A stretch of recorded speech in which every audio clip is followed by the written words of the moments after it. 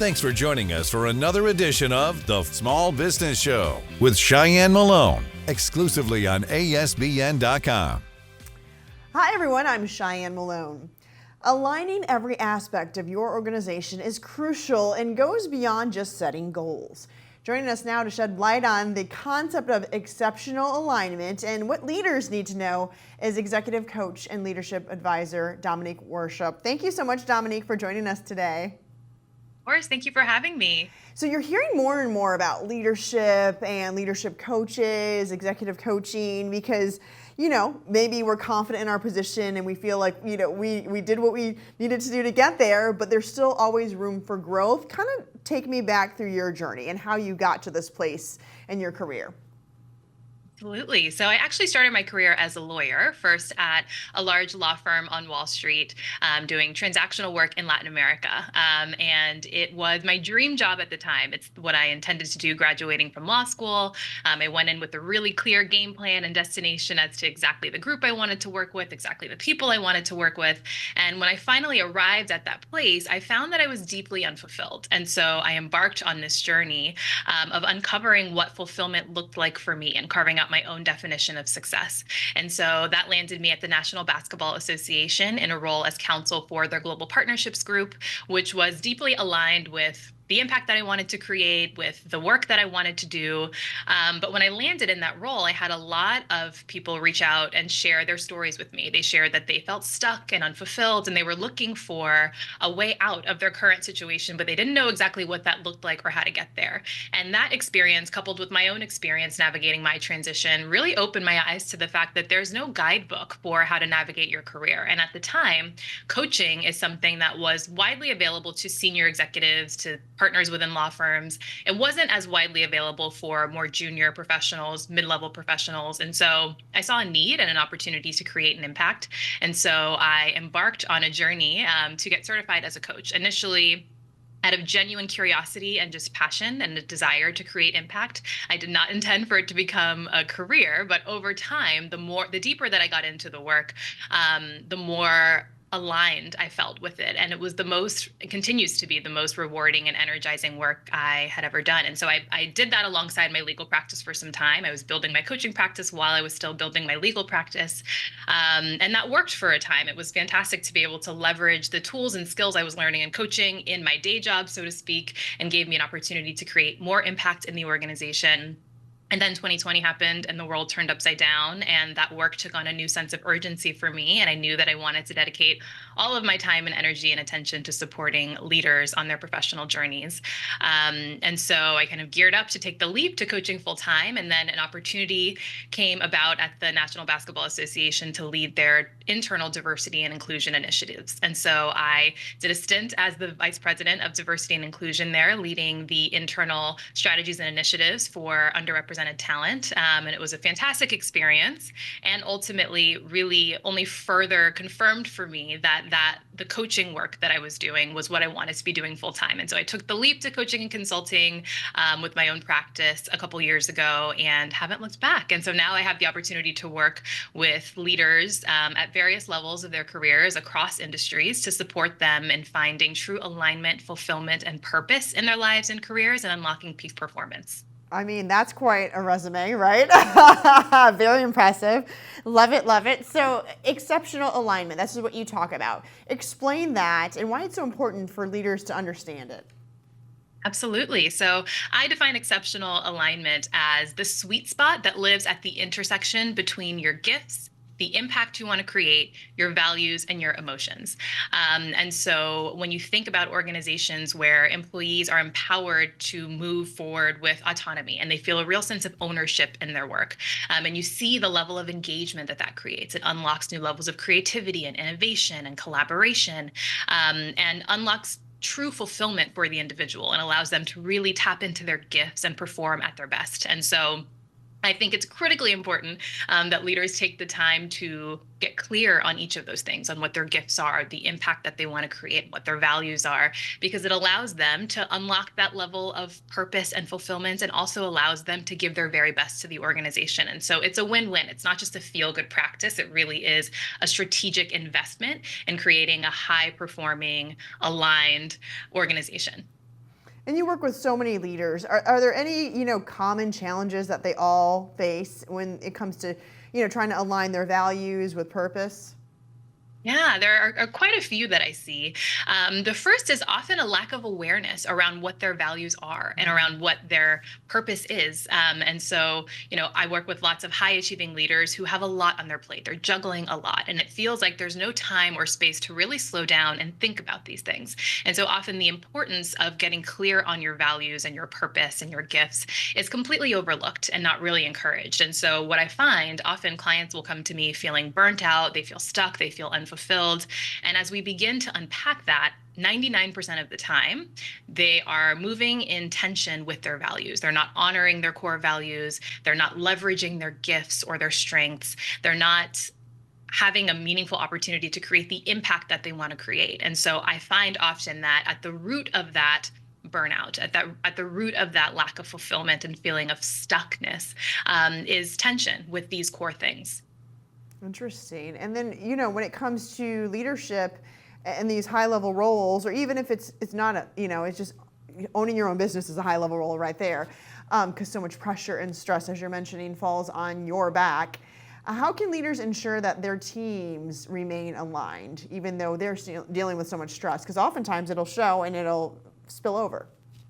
Absolutely. Yeah, it's a great question. I would say simply by having the right conversations with their teams. We sometimes underestimate the power of asking a powerful question. And that really is at the heart of coaching, right? Asking powerful questions to help others tap into their innate wisdom. And so our lives move in the direction of the conversations that we're having. And so when leaders take the time to sit down with their team and have these conversations with them and get really clear and help their team get clear on what matters to them and the impact that they want to create and the role that they see for themselves, it's transformative. And so I think that's the number one thing that leaders can do to support their teams in this is simply to create space for these conversations and to ask powerful questions and lean in, and also to model that behavior by taking the time to do that work themselves, to get clear on their own values and to lead with those values and lead in an empowered and authentic way. People are paying attention, and these things often start from the top and trickle down. And so modeling that behavior is another key way that leaders can begin to integrate this into their cultures. What are some of the biggest obstacles you see people facing when trying to do this?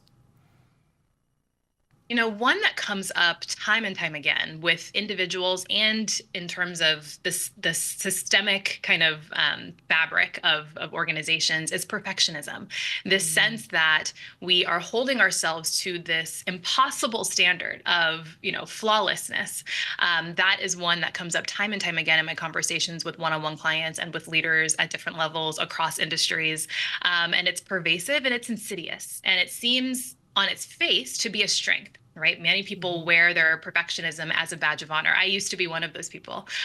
But when you take a step back and you slow down and you take a look at the impact of that perfectionism, you take a look at the impact of constantly striving for this standard that's impossible to meet, right? Ultimately, perfection is an illusion. It does more harm than good when not managed properly. And so it's about allowing space for taking risks and giving grace, right, when mistakes are made, because those are inevitable. And so I find often that when the expectation is perfection, and when that's tied to part of the reason that perfectionism is so damaging is because there is this entanglement between someone's performance and their sense of self-worth. And so when we don't disentangle those two things, you have people who move in this kind of, frantic way. It's like we're on this hamster wheel because we're trying to prove that we're worthy.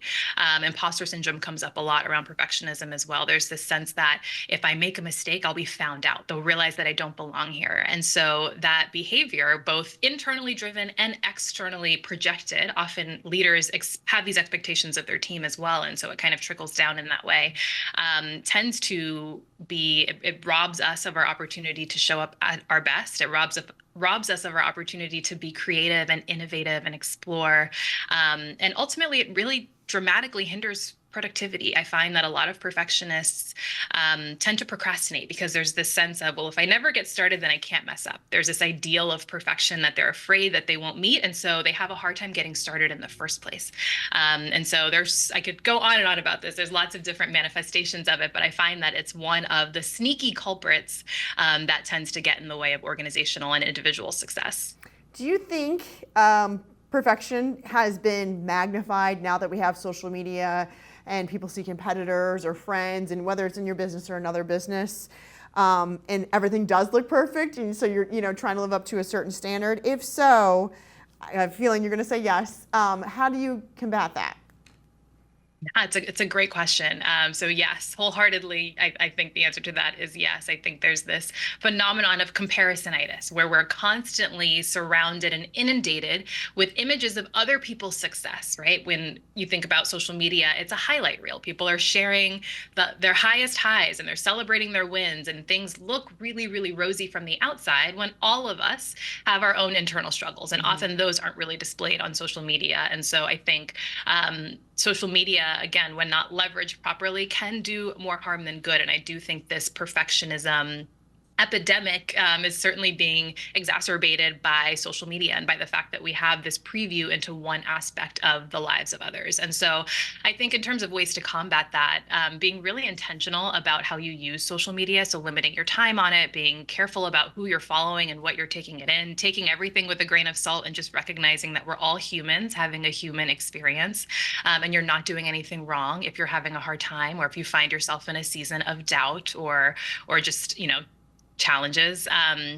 That's one thing. And then I also think just getting really clear on what you want. So when leaders aren't clear on what their own values are, when they're not clear on what their own personal definition of success is, they find themselves striving for someone else's version of success, and measuring their success by these external standards that don't actually feel meaningful to them personally. And so I often find that when we kind of quiet the noise and get really clear on what actually matters to us personally, a lot of the noise on the outside just kind of tends to fall away. It becomes less important when you become confident and grounded in who you are at your core and in the things that you're moving towards. You're less impacted by the things that are going on around you. And so I think taking the time to seek that clarity and moving in alignment with that is another really important piece of the puzzle here. Makes sense. So trends or changes in the business environment, do you foresee impacting the importance of alignment moving forward as we progress and evolve? Absolutely, yes. So I would say, we live in an increasingly hybrid and remote world where people are literally working from their homes. And so it's increasingly difficult to disentangle who we are at home from who we are at work because the lines between these two things are blurred. And so I think that in and of itself is a core reason why seeking that alignment, getting really clear, closing the gap between who we are and what we do, and bringing those things into alignment is increasingly important. I would also say the focus on mental health and wellness and well-being holistically, which is coming into the mainstream conversation, and I'm thrilled to see that, is another big driver of this. It's important. I think people are starting to recognize the importance of our well-being. You're not able to perform at your best when you don't feel your best. And so this focus on mental and emotional well-being, physical well-being is another thing that's coming into play. And then I think there are some generational dynamics at play as well. The younger generations demand this of their employers, right? They expect alignment. They expect these things that are now becoming, that were not once in the past expected of employers. And so I think that is another factor that's very much at play here. Well said. Well, thank you so much for your time. This was wonderful. I feel like our viewers and myself have learned a lot today. Domonique Worship, Executive Coach and Leadership Advisor. Thanks so much for your time today. You were great. Thank you so much for having me. Thanks for joining us for another edition of The Small Business Show with Cheyenne Malone, exclusively on ASBN.com.